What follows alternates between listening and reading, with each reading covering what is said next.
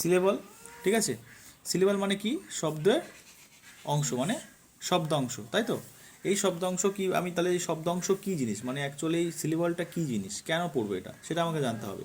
তার জন্য লিখেছি, দেখ, সিলেবল শব্দের বা ওয়ার্ড এর কি প্রতিটা এক একটা অংশ, প্রত্যেকটা যে শব্দ আছে, মানে শব্দকে তো আমরা ইংরেজিতে ওয়ার্ড বলি, তাহলে যে ওয়ার্ডগুলো আছে, তা ওয়ার্ডগুলো যে নিয়ে যে যে লেটারগুলো নিয়ে তৈরি হচ্ছে, বা লেটারগুলোর যে একটা একটা অংশ আছে, সেই অংশগুলো, সেটি আমাদের একটা বলতে সেটি ওয়ার্ড বা শব্দের উচ্চারণ করতে সাহায্য করে। মানে আমরা এই সিলেবলের মাধ্যমে একটা ওয়ার্ডকে মানে সুন্দরভাবে উচ্চারণ করতে পারবো। কি করতে পারবো? উচ্চারণ করতে পারবো। ইভেন উচ্চারণ নয়, তার সঙ্গে সঙ্গে আমি ভালো করে কি করতে পারবো না, বানানো করতে পারবো। যেমন আমি একটা ওয়ার্ড লিখেছি এখানে, ব্যানানা, তাই না? ব্যানানা মানে কলা, তাই তো। এই সিলেবলটা কি হবে?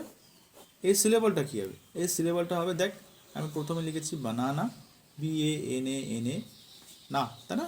বানানা। তাহলে যদি আমি ছোট ছোট করে দেখ ভাঙি এখানে, বা না না, তাহলে একটা ওয়ার্ড আমাকে বানান লিখতে কতটা সুবিধা করছে, ইভেন আমি এটা উচ্চারণ করতেও কি সুবিধা পাচ্ছি। এর মধ্যে কটা অংশ আছে? তিনটা অংশ আছে, দেখ, একটা বা না না, বানানা, রাইট। তো সেক্ষেত্রে দেখ নেক্সট পরেরটা কি আছে? এলিফ্যান্ট, তাই না? তো এলিফ্যান্টের মধ্যে কটা অংশ আছে? দেখ, তুই ভুল লিখেছিস সেখানে, আমি দেখ লিখে দিয়েছি L ফ্যান্ট, LE ফ্যান্ট। দেখ, আমরা মুখের যে ঠোঁট দিয়ে দেখ তিনটে অংশ বার করে ফেলছি। এই এলিফ্যান্টটাকে আমরা উচ্চারণ করতে গেলে তিনবার আমাদের ঠোঁটটাকে মানে কাজ করাতে হচ্ছে। দেখ, LE ফ্যান্ট, রাইট। তাহলে আমরা এক কথাতে উচ্চারণ করতে পারছি না, মানে তিনবার দেখ ভেঙে ভেঙে উচ্চারণ করতে হচ্ছে, LE ফ্যান্ট, এলিফ্যান্ট। তার জন্য এখানে কটা সিলেবেল আছে? 3 সিলেবেল আছে, মানে তিনটে অংশ ভেঙেছে, মানে ওয়ার্ডটাকে তিনটে অংশ করেছি আমরা। যেহেতু আমাদের উচ্চারণ করতে সুবিধা হচ্ছে, আমাদের পড়তেও সুবিধা হচ্ছে। তারপরে টেবিল, কি আছে এটা? টেবিল। টেবিলের উচ্চারণ কি? টা BLE, বিল, টেবিল, ঠিক আছে। তারপর দেখ কম্পিউটার আছে, কম্পিউটার, তাহলে এখানেও তিনটে অংশ পাচ্ছি আমি, ঠিক আছে। তারপর দেখ এখানে দেখ বাস্কেট লিখেছি আমি, বাস্কেট। তাহলে বাস্কেটকেও যদি আমি সিলেবলে ভাঙি, বাস, বাস, কেট, কি টিকেট, বাস্কেট। তারপরে দেখ টিচার, এখানে টিচার আছে না, এই টিচারকে আমরা ভেঙে নিচ্ছি, দেখ, টিচ আর, টিচার, টিচ আর, টিচার। তারপর দেখ ওয়ান্ডারফুল, দেখ ফুল, তিনটে ভেঙেছি আমি, ফুল। আমি কিভাবে একটা ওয়ার্ড খুব সুন্দরভাবে উচ্চারণ করতে পারছি। তারপরে আমি এখানে লিখেছি সিলেবল বা কাজ কি, এই যে সিলেবল মানে শব্দাংশ, সিলেবল মানে কি শব্দাংশ, তো এই শব্দাংশের কাজটা কি? শব্দাংশের কাজ বলছে একটা শব্দ বা ওয়ার্ড সঠিকভাবে উচ্চারণ করা, বা আমি লিখতে পারি এখানে বানান করা, ঠিক আছে। বানান করার জন্য কিন্তু আমরা, বানান লেখার জন্য কিন্তু আমরা এই সিলেবলটাকে ব্যবহার করতে পারবো।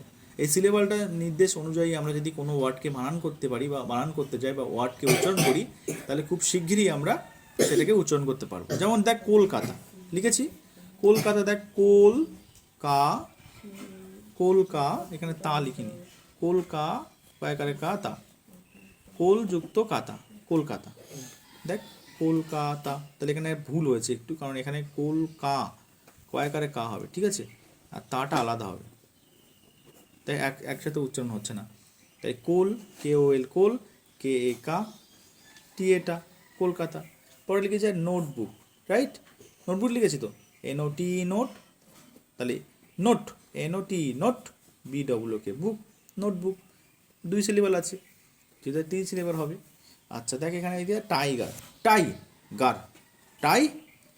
এক কথাতে উচ্চারণ করছি, দেখ, টাইগার মানে কটা সিলেবাল আছে? 2 সিলেবাল আছে।